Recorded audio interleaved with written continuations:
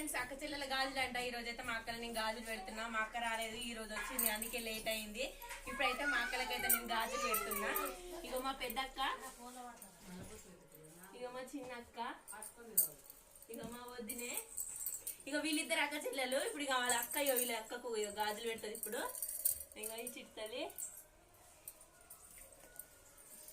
ఇక మా అక్కలకైతే నేను గాజులు పెడుతున్నా.